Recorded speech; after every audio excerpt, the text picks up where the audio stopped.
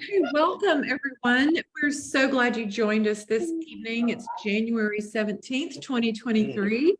Off to a new year, a new start. So we would love to have everyone please mute yourself if you have not, and so that we get no background noise. That's the idea.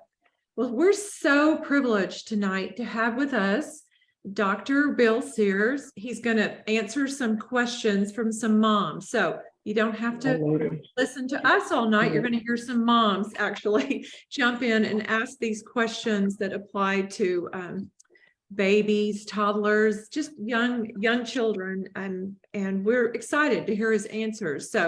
And they were formulated in the field by these moms. So we know they're very pertinent, good questions.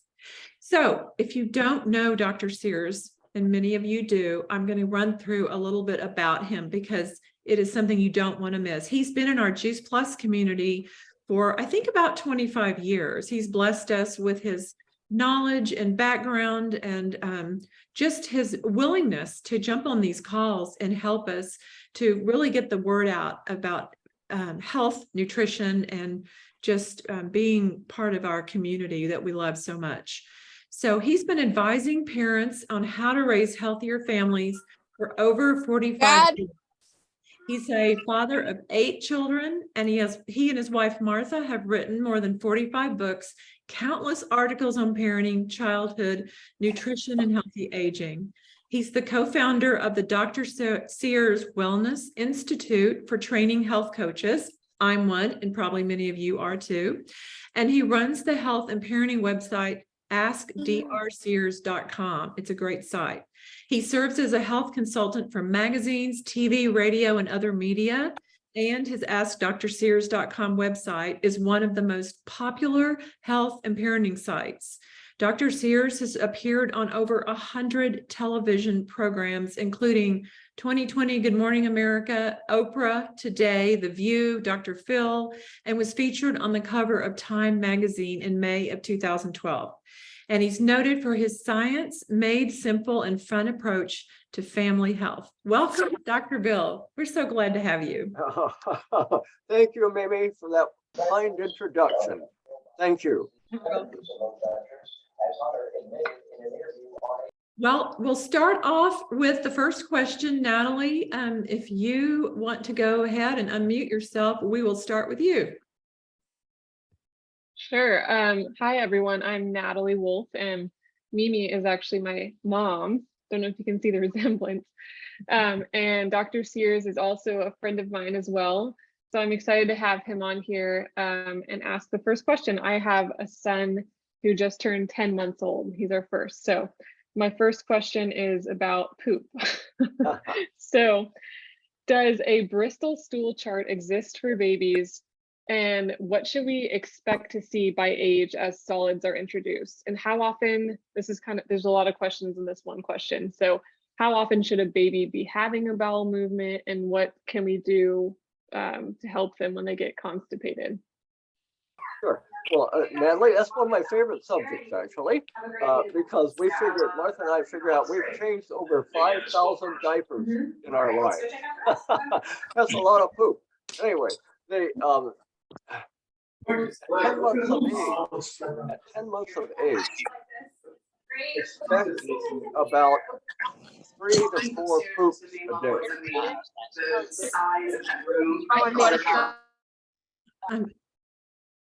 Sorry, hang on. We're having a mute problem. So now, Dr. Bill, would you unmute yourself? I'm sorry. Is that going to bother you, John? I can turn it down. Okay, Dr. Sears, will you unmute yourself? I had to mute everybody.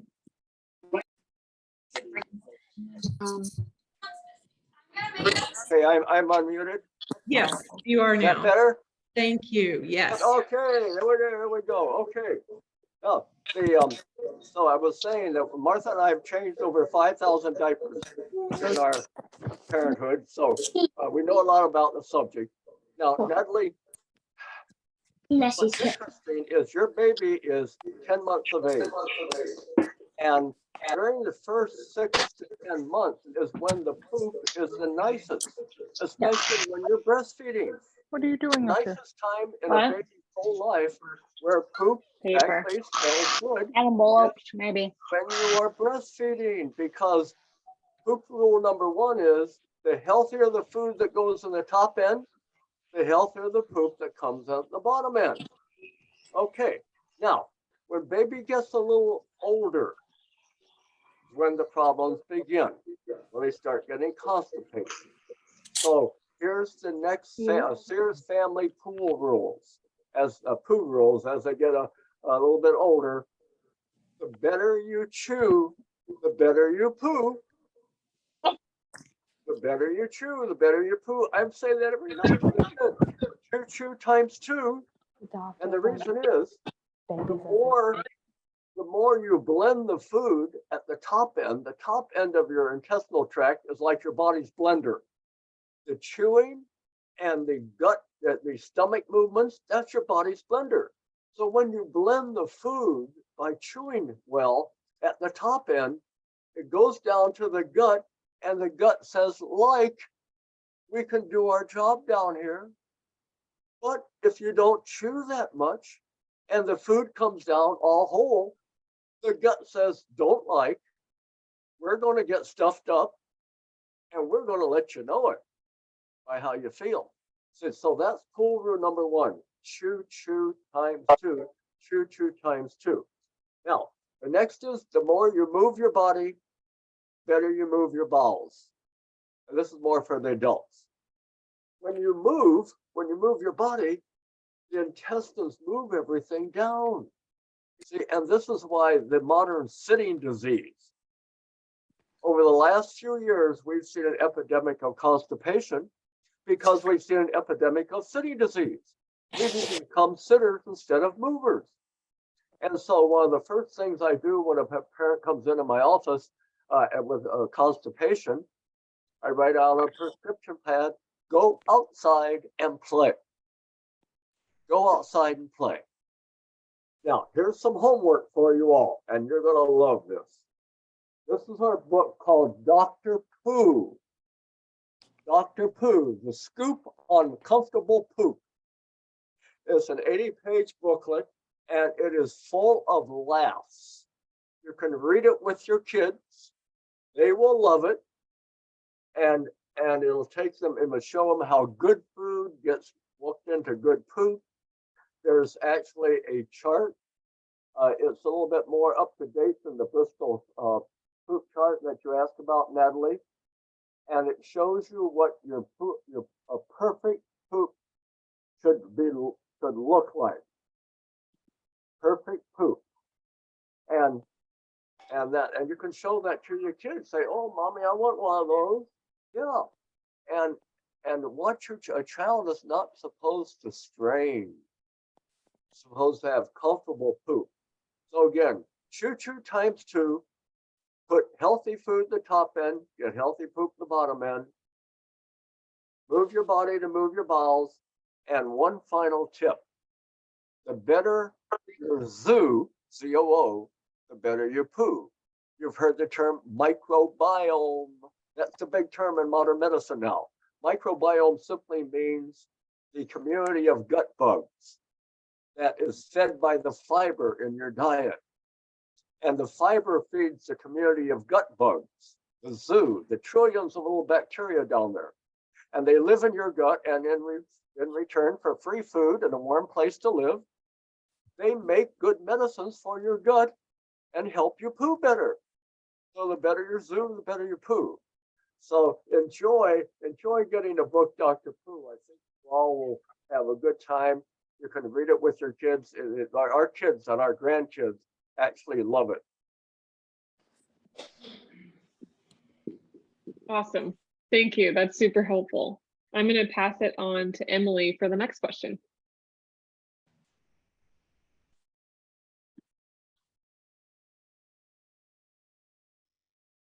Emily, there you go. Hey, thank you, Dr. Sears, and thank you, Natalie.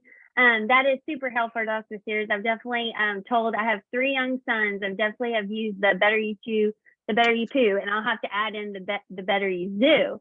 That's a new one. So thank you. My question is focused around dairy. I was talking to a fellow mom friend of mine, and she thought a great question, which I definitely have the same one, is what is the best dairy? Is it cow milk? Is it non-dairy? Is it grass-fed, raw? There seems to be a lot of hype around milk not being great for kids right now. And it just seems like a really great source of protein. So I wanted to have your take on that. Yes, well, Emily, you just said it's a great source of protein. That's the bottom line. Many of your artificial milks, many of the oat milks and all that, they're low in protein. And that's what we drink milk for. So you want, first of all, organic, absolutely organic milk. You want whole milk, not low fat. Why we want low? We want mother's milk is 40% fat. See? And Mother Nature doesn't make mistakes. So you want whole milk. Wow. And so then you want 100% grass-fed. Grass-fed, vitamin D enriched, and around 8 to 9 grams of protein. Most milks are around 8 grams of protein. So that's milk in a nutshell. And see, dairy is also a good source of fluid too. So kids don't get dehydrated. And let them sip on it. Just let them sip, sip, sip. So from mama's milk to dairy milk is the way to go. Perfect. Thank you so much. I really appreciate that. All right, Diane, I'm going to pass it over to you. All right. Hi, Dr. Sears. I Hello, want to thank you Diane. and Martha for all the great parenting advice through the years. Yeah. Thank you. Thank you. Okay, so this question comes from a young mom, and she's actually pregnant and was kind of concerned looking ahead to when she has a baby. Here's her question. She says, what will be the best way to protect my newborn and me from getting sick? But yet she still wants to get out. She wants to do social events. She wants to go to the gym, the grocery store, but she's concerned about, her newborn and her, they don't want to get sick. And then she throws in this, Yes, they don't that want to get her husband's out and about and going to work. So yeah. that was her concern. And Diane, this is so important. And this is called taking care of your immune system. Yes. And my first prescription for this mom would be go outside and play. Go outside and play. See, the best way to, especially during the flu epidemics and during the winter season, you have two choices. You can have the fear factor. Oh, I'm going to be afraid. I'm going to be afraid. I'm going to stay inside. No, because the immune system does not like being scared. The fear factor is the worst thing we can do. Instead, focus. This is how I tell a kid when they're asking me, what's going on out there, Dad? Okay, here's what. Inside your body, I don't want you to worry about getting sick, because inside your body, you have a giant army. And that army is called your immune system army. Early practice? Love your army. The better you love your army, the better they fight for you. Oh, I do have my army? Wow, okay, well, how do I get it to fight for me? Well, let me take you inside your body, and my favorite part of the army is called a natural killer cell. I draw a little picture for kids. It'll look like a little Pac-Man. And you have trillions of these. And when a germ comes into your body, that Pac-Man gloms onto the germ, fires a biochemical dart into the germ, and blows it up. And you don't get sick. And that's going on trillions of times a day. So just like you want your troops to fight for you in the army, same inside. The better you believe in your troops, this is a great mystery in medicine. When we believe our immune system army will fight for us. It fights for us better. So you say, I believe in you, army inside. Now go fight for me. Secondly, feed me well. Feed me well. Feed me good foods. I call it my 5S diet.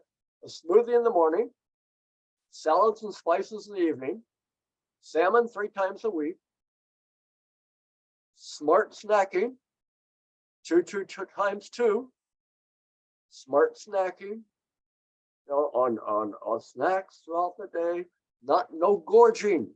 Okay, kids, they do not like gorging. They do not like gorging. Wow, we have a family, a whole era of gorgers now instead of grazers. Be a grazer. And the next, science-based supplements. So those are the 5 groups of foods that feed your immune system. And so you dwell on your immune system fighting for you. And secondly, you mobilize them. You don't sit. You get rid of the sitting disease. You don't sit inside and stew. You go outside and play. Because movement mobilizes your immune system. And picture now inside your blood vessel where millions of troops are stationed. When you move, the blood flows faster, grabs the troops, and the troops goes all over your body fighting the germs. Wow. Go outside and play. And so those are the ways that we can overcome our fear of going outside, because outdoors is where we belong. Outdoors is where our immune system loves. So go outside and play. That's one of the best thing you can do. They also, my daughter, Erin, and she just gave me an old note. She says, tell this mom to wear her baby while in public, so to keep germs away. Yes. Yeah. Baby wearing. Thanks, Erin. Baby wearing. We have pictures of Martha doing this in our book, The Baby Book, where you wear a baby in a baby sling, baby carrier, and when you come in a crowd or something, you just lift the sling up over the baby, and baby is all private in there. Okay? So this is why baby carriers are I think a lot safer in crowds than strollers where you're open and all. Okay, so wear your baby in a baby sling. Yes. Thanks, Erin. That's great. You had mentioned supplements. So Yes. there are so many out there. I mean, it's so hard as a mom to try to navigate that. Do you have some favorites? Sure. And Diane, that's a question I get every day in my office too. I'm sure. Dr. Bill, I'm suffering supplement confusion. There's so much out there. So here's my 1-minute version. First of all, show me the necessity. Right? Do you eat at all ages? Do you eat 10 fistfuls of fruits and vegetables every day? I have my patients hold up your hand. So if you're a little baby, a baby fist, a big guy, a big fist, every age, 10 fistfuls of fruits and vegetables every day. No, I can't eat that much, Dr. Bill. I really can't. Okay. If you don't eat it, but you need it, therefore you must take it. All right. If you need it, but you don't eat it, therefore you must take it, a fruit, berry, and vegetable supplement. The next is, do you eat 3 fistfuls of wild salmon every week? No, I'm a vegan. I don't really like fish. Okay, next. You need it, but you don't eat it. Therefore, you need to take it. You need to take an omega-3 supplement, DHA, the top food fat in seafood. So there we have fruit, vegetables, berry, and omegas, the omega blend. So in my practice for 25 years, I did the research on where to find all of these. And there is one company in the whole country, probably the world, that has 47 scientific studies on supplements. And I'm the show me the science type of doctor. Show me the science. I want to know is what's in the capsule, does it get into my bloodstream? Like, because the company did what's called bioavailability studies, meaning that they drew blood from Juice Plus eaters and found out what's in the capsule gets into the blood. That's what I want. See, so this is supplement taking 101. Show me the necessity, show me the safety, show me the science behind it. And that's what we just did. Awesome. Thank you. Thank you for sharing that. I get to pass it to my friend Dottie. Hi, Dottie.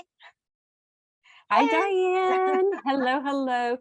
Thank you, Dr. Sears, for answering that thoroughly. So I have a question from a mom, and she asks, how do I manage and discipline my child who refuses to listen and has been recently diagnosed with ADHD? ADHD. All right. First of all, Dottie, tell the mother that congratulations, you have an intelligent child. ADD is a difference, not a disorder. The only time a disorder is put on children is because you can't bill for a difference. A doctor bills for it, has to have a disorder. That's why all these things are called disorders. No, they're different. Some children think differently, and they need to be channeled into thinking, thinking in a way that their mind is made. I remember, I think I had ADHD before it was invented. And I remember my 4th grade teacher. She would catch me, Billy, you're looking out the window again, because I want to be out the window. So my Ritalin was to go out and run around the schoolyard 3 times, come back and sit still. Right? When they took recess out of schools, the Ritalin dosage went up. So the first thing you want to tell the mom is how movement mellows the mind. Go outside and play. The biggest feedback I get in my practice is, Dr. Bill, the more I got my son moving into sports, the less the ADD. And this has been well studied. A friend of ours, Dr. John Ratty, a professor of neuropsychiatry at Harvard Medical School, was telling me about a study they did in Naperville, Illinois. And I went up there and gave a talk one time to it, for it, where they took a bunch of kids who were labeled with the Ds, ADHD, and they brought them to school a half hour early. And they ran them around the schoolyard for a half hour. Half of the Ds went away, and half of the children could come off their medication because their minds were meant to move, not to sit so much. So that's the first thing, Dottie, you can really do, is to encourage. It's interesting how so many super intelligent boys especially get labeled ADHD. And when they are channeled, not changed, when they are channeled to use their minds in the way it's developed, these kids become wonderful inventors on that. So encourage mom, but they need discipline. Yes, they need discipline. We have a book called the Discipline Book. We also have a book called the ADD book, an attention deficit book. And I'll tell you a little story. We were on Good Morning America for the ADD book, and Joan London asked Martha, where did you get the material for the ADD book? And on national television, Martha said, it's my husband's autobiography. Guilty. So beware of labels. Beware of labels. Thank you, Dr. Sears. I'll pass it on to Natalie now. Okay, this is our final question. But I have to say, Dr. Sears, I love the visual of you running around the school a couple of times and getting back into your desk. That's amazing. So our final question is, how do I get more water into my child? How do we keep our kids hydrated when they may only like things like milk and juice? Yes. Well, Natalie, first of all, watering children is like watering little plants. The younger you are, the more you're growing, the more water you need. Now, we adults, we need about 3/4 of an ounce of water a pound. As a general guide, a child needs an ounce of water per pound per day. So a 30-pound child would need 30 ounces a day. So kids need more water. Now, first water rule in our family is water is what we drink. I remember we had a big water pitcher and we named him Gurgle. It was a big fish. And Gurgle was in our house all the time. Our kids still remember that. Gurgle, because when you poured the water, it went gurgle, gurgle, gurgle. So there were 2 gurgles at every meal in our house. So the kids saw water. They saw a glass of water next to them. They saw mom carrying a water bottle. Let's see, have a mom carrying a water bottle everywhere she goes. So a child, mom's always carrying a water bottle. That must be important. This is how kids are thinking. They're observing, those little eyes are observing. Why is mom carrying the water bottle all the time? And you can serve water-rich foods, watermelon, fruits. Milk is 80% water. Soups. During the winter months, make lots of soup. It's mostly water. Great way of getting water in there. And a cup of lemon water. Actually, a little trick is if you have an overeater, a little cup of warm lemon water and drink that cup of water before dinner. It curbs overeating. And it's another little time to drink is when you get up in the morning. I call it drink up when you get up, because your brain gets dehydrated during the night. And that's why you wake up a little foggy in the morning. So I keep a big thing, a big a zeti of warm water, lemon water, sometimes chamomile tea. I keep that at my bedside, 20 ounces. And as soon as I wake up, I look out the window, eye to the sky, I drink up. I drink up when I wake up. Try to drink 2 to 3 glasses of water, or around 20 ounces of water as you're getting out of bed. So drink up when you wake up. And it's water everywhere. But just gives the children the message: water is what we drink.